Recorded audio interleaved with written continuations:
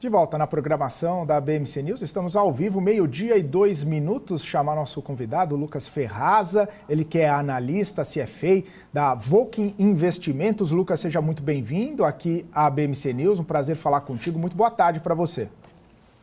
Boa tarde.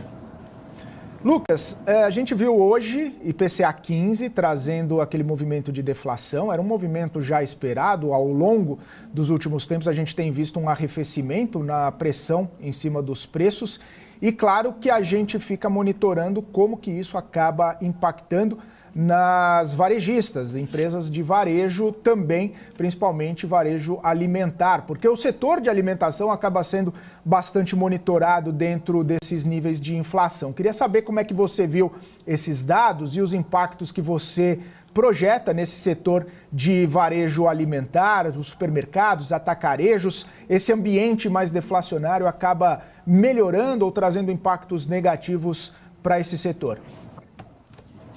Claro, esse é um ponto bem importante do IPCA. Na medida que a inflação ela vem em aspectos menores, né, ela vem diminuindo nos últimos trimestres, o que a gente vê é que isso impacta a receita, principalmente dos supermercadistas.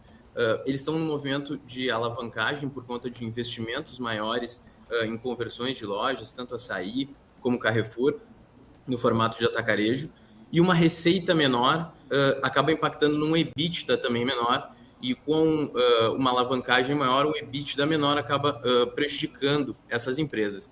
Então, o que eu tenho para te dizer é que com um IPCA menor, essas empresas acabam sendo prejudicadas. Você citou o Açaí e você citou também o Carrefour. As duas companhias divulgam resultados essa semana e tem, né, uma grande discussão no mercado a respeito dessa capacidade, né, de expansão e de crescimento de lojas. O Carrefour por meio do Big, o Açaí transformando muitas lojas do Extra em Açaí. Entre essas duas companhias e nesse movimento expansionista, quem está se dando melhor, Lucas? Na sua visão, qual empresa está capturando melhor esse movimento? Ambas empresas fizeram movimentos muito parecidos, vislumbrando o crescimento do setor. Se a gente for pegar um histórico, ao longo dos últimos 10, 12 anos, o movimento do atacarejo é um movimento de ganhar share perante o mercado de supermercados. Então, se a gente for olhar lá em 2011, esse mercado de atacarejo representava em torno de 17% do mercado de supermercados. Hoje, esse número já chega próximo a 50%, se a gente for pegar os números da Abras, feitos pela Nielsen. E esse crescimento forte que aconteceu ao longo dessa última década foi um dos principais motivos que levaram ambas as empresas a buscar um crescimento maior através de aquisições. Eles vinham de crescimentos orgânicos ao longo dos últimos 4, 5 anos, crescendo na média de 20 a 25 lojas, e tentaram acelerar esse movimento através de aquisições. Ambos fizeram movimentos muito parecidos. Acredito que o momento não foi o mais adequado e por isso até as ações de ambas caíram muito de dezembro do ano passado até meados de abril, maio, justamente porque a gente teve uma alavancagem muito grande, o Açaí comprando as lojas do Extra Hiper, gastando por volta de 5 bilhões, 5 bilhões e 500, o Carrefour comprando por 7 bilhões e meio o grupo Big, e além disso, a necessidade de capex para a conversão dessas lojas fez com que a alavancagem dessas empresas ficasse mais alta. Então, ambos fizeram um movimento que, do ponto de vista estrutural de longo prazo, faz sentido, pois é um mercado que cresce bastante.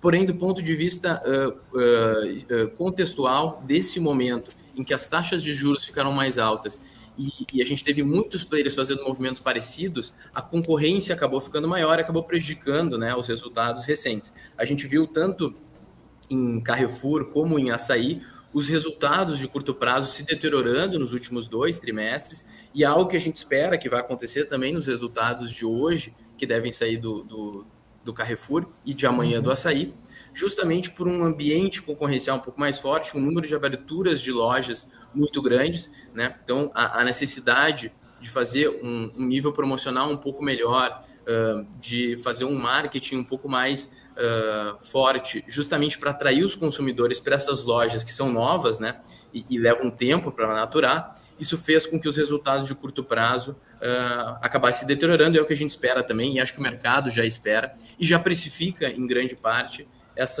esse resultado um pouco pior, né? Até a gente acredita, né, olhando o movimento mais recente, que muito disso já esteja precificado, até motivo pelo qual a gente carrega posições nesse setor. Lucas, prazer, Alex falando aqui.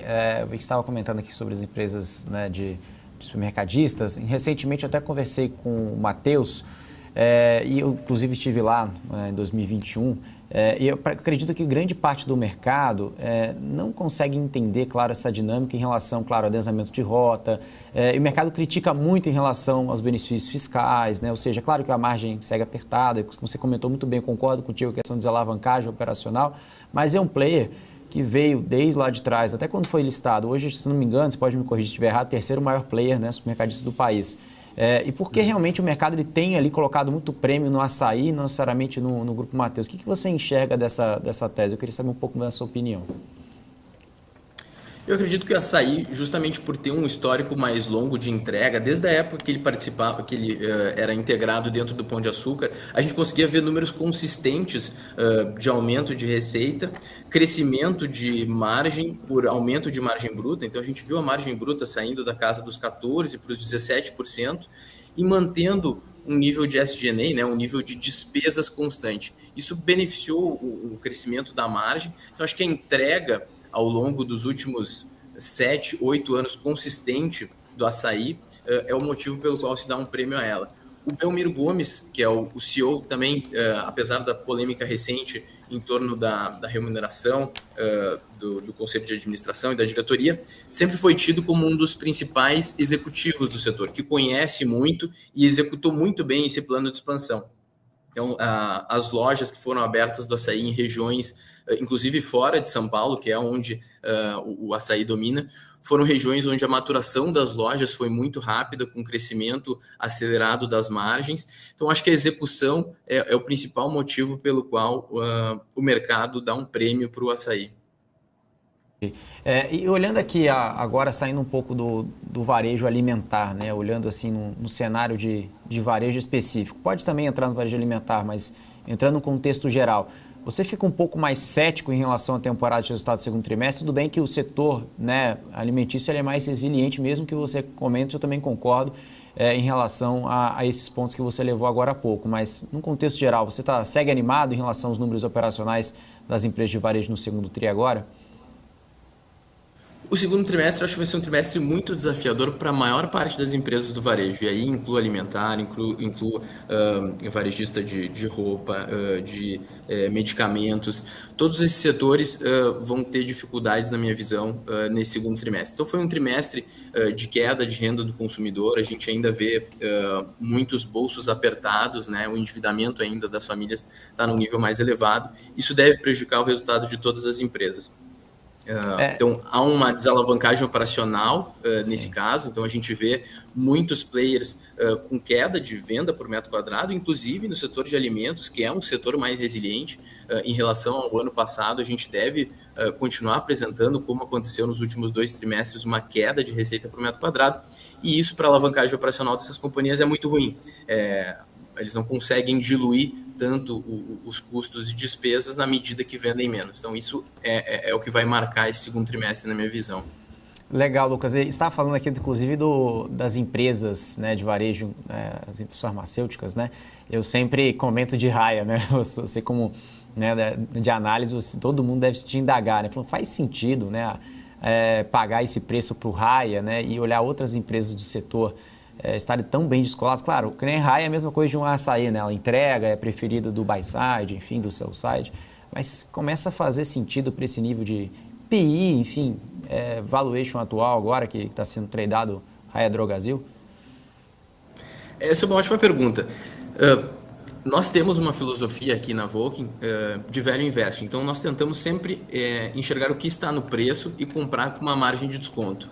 A Raia nós sempre achamos uma excelente empresa, mas ela nunca ofereceu, na nossa visão, uma margem de segurança adequada. Então, realmente, isso que você traz de níveis elevados de PI, o que ela embute, na verdade, é um crescimento de lucro, um crescimento de receita, uma manutenção de margem nas projeções muito grande e por um período longo. O que, na nossa visão, de fato pode acontecer, mas torna o investimento mais arriscado. A gente viu casos na Bolsa como Alpargatas, Hapvida, que durante um bom tempo tiveram expectativas elevadas embutidas. Essas expectativas poderiam, de fato, ter sido concretizadas, mas isso, na nossa filosofia de investimento, torna o investimento um pouco mais arriscado, e por isso a gente acaba optando por ficar fora desse tipo de empresa que tem expectativas muito elevadas embutidas. No entanto, existem outras empresas desse setor de varejo de farmácias que estão mais baratas. A grande questão, acho que se traz ali, justamente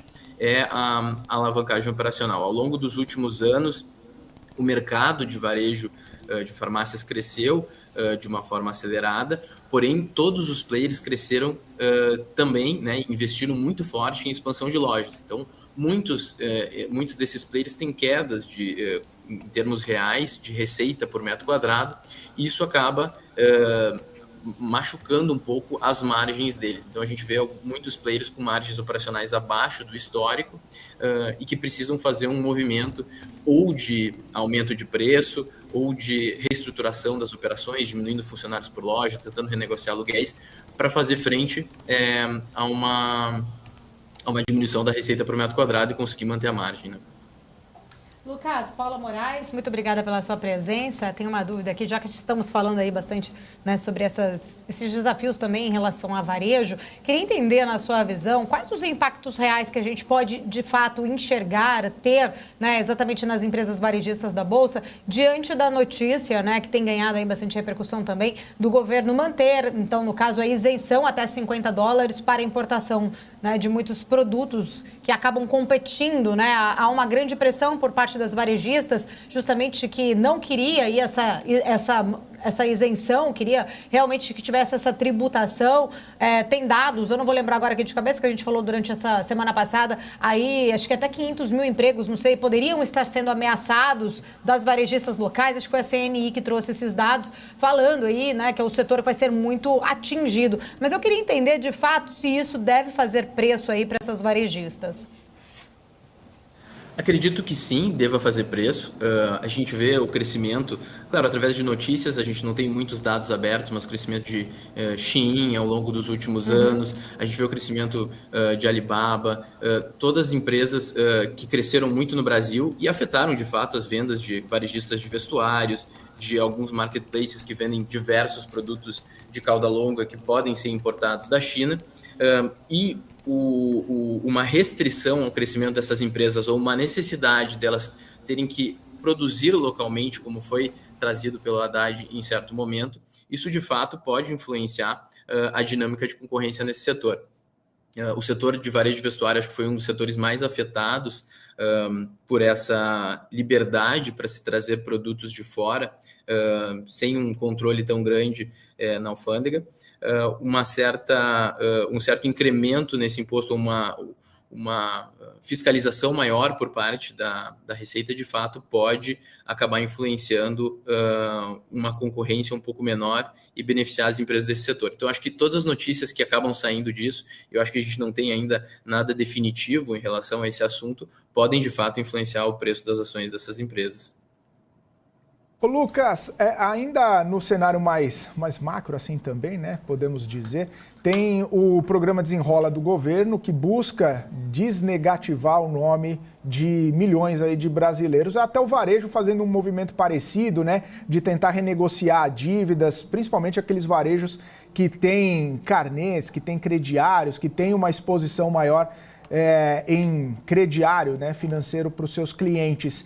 Essa movimentação, esse cenário, né, de pessoas com mais acesso ao crédito, saindo do endividamento, pode melhorar o perfil e o cenário para essas companhias varejistas e até mesmo, né, mais para o varejo ampliado também, né, como você falou, de moda, o próprio setor de varejista como Magazine Luiza, Via e até mesmo o alimentar. Esse cenário de um varejo como um todo pode se beneficiar desse programa governamental e dessa onda, né, de desnegativar o nome dos brasileiros? Eu acho que sim, melhorar a perspectiva de crédito do consumidor, deixar o bolso do consumidor menos restrito por necessidade de pagamento de serviço de dívida, isso deve beneficiar, sim, as empresas de varejo. Claro que no longo prazo a gente precisa enxergar uma melhora da renda e uma melhora estrutural do emprego, né? Isso vem acontecendo, a melhora do emprego já há alguns anos, né? Nos últimos 2 anos a gente vê a taxa de desemprego caindo, porém a massa salarial ela precisa ampliar mais para, de fato, o endividamento das famílias reduzir como um todo, né? O programa Desenrola, de fato, é algo nesse sentido, que deve melhorar. E se a gente for olhar as empresas de varejo como um todo, esse é um ponto importante. Inclusive, as empresas que fazem a concessão de crédito próprio ou tem um banco dentro da varejista, elas acabaram sendo muito prejudicadas nos últimos anos, seja também pela dinâmica de concorrência maior no setor financeiro, cobrando taxas de juros cada vez menor e com uma inadimplência cada vez maior. Então, o resultado financeiro de diversas empresas, eu citei o de Carrefour, por exemplo, mas a gente vê o de Via também, diversas outras, o resultado financeiro operacional da Via ou o resultado do Banco Carrefour, como é o caso que eu citei aqui, foram resultados decrescentes ao longo dos últimos 2, 3 anos. Então, acho que tem 2 fatores aqui que explicam isso. Um é a dinâmica concorrencial do setor do setor bancário, que ficou mais acirrado essa concorrência e prejudicou as varejistas. E o segundo ponto, de fato, é o endividamento do consumidor, que fez a inadimplência ficar mais alta. Então, a gente teve 2 movimentos, um relacionado aí ao custo da inadimplência e outro relacionado à diminuição da taxa de juros cobrada pelos varejistas, né? Esses 2 fatores, de fato, influenciaram essas empresas, mas o programa Desenrola, para responder diretamente a pergunta, acho que sim, deve beneficiar essas empresas no curto e no médio prazo. Mas no longo prazo são necessários o crescimento da renda, a diminuição do desemprego, enfim. Lucas, ótimos pontos que você comentou aqui, e eu queria trazer uma outra pergunta, eu trouxe uma pergunta um pouco sobre raia, né? E agora eu queria trazer uma pergunta um pouco diferente, mas no mesmo tom ali em relação a Petz, né? Que a Petz falando, agora a Petz não... você lembra na época do IPO, né? Que muita gente, o seu site mesmo, enfim, tinha aquela narrativa que Petz era anticíclica, né? Que independentemente da economia, as pessoas compravam ração, enfim, etc. E num valuation exorbitante. E mesmo com essas quedas de hoje, recentes, o mercado ainda questiona, né, o preço, né? Tanto PVP, PI, o que seja, né? Começa a olhar os múltiplos nos preços atuais. E até saiu uma notícia, inclusive, né, em alguns canais de mídia, dizendo sobre uma possível transação com a Cobasi, né? Não falou o nome da Petz, mas a Cobasi, enfim. Então, todo mundo questionando se poderia ser a Petz. Eu queria que você trouxesse um pouco desse cenário em relação a preço atual, precificação, questão do tamanho do mercado, se tem realmente chance, né, mesmo da Petz como a maior do Brasil, né, junto com a Cobasi, não específico se vai ter esse deal, mas se tem a possibilidade de ter consolidação desse setor, né, e também temos a Petland, também um outro, que também é um pouco menor, mas também segue crescendo, né, do Gereissati, enfim, como que você olha esse setor em relação, porque é varejo também, mas é uma dinâmica um pouco diferente, né? Sim, nesse setor eu vou te dever algumas informações, não é um setor que a gente acompanha muito de perto, justamente por a gente sempre ter achado os valuations um pouco elevados, a gente nunca se aprofundou muito nesse setor. Então, aí eu não tenho como contribuir com muitas informações. Não, beleza. Mas essa é uma discussão, né, Lucas, que o mercado fica sempre olhando, né? Por isso que você não olhou, né? Porque todo mundo fala, tá caro, né? Não vou querer comprar, então vou ficar de fora. Então, a sua resposta, mesmo que não tenha respondido, mas já deu para entender o porquê o investidor, né? Enfim, os grandes partes dos investidores não olham, ou até mesmo os analistas como você. Então, enfim, de qualquer forma, foi uma resposta também para o investidor aqui. Obrigado. Mas trazendo aqui algo sobre... Pode concluir. Pode concluir. De fato, o que levou a gente a, digamos, não aprofundar nessa empresa quando teve a IPO, justamente foi uma expectativa, como eu comentei antes, pela nossa filosofia de investimento, havia um crescimento muito grande embutido ali, justamente o aumento da demanda por pets, né, a diminuição de número de membros, né, por casa, né, de membros por família, né, a gente vê no IBGE cada vez menos pessoas por família, então o pet acaba repondo, né, essa necessidade, né, da das relações humanas, né? E a gente nota isso pelo aumento o crescimento desse setor. De fato, foi um setor que cresceu muito ao longo dos últimos anos, porém a gente tinha dúvidas sobre qual era a dinâmica de crescimento para os próximos 10, 15 anos, justamente porque esse setor já imputava um crescimento muito grande dentro dos valuations da empresa do setor, que é de capital aberto, né? Sobre a concentração setorial, eu realmente não tenho tantas informações, eu não sei se o CAD aprovaria o quão fragmentado é esse setor, mas, de fato, um movimento de consolidação no setor de varejo, nesse caso, poderia trazer alguns ganhos de sinergia, mas, de fato, não sei o quanto isso poderia beneficiar a Petz, e aí te devo um pouco mais de informações para esse setor.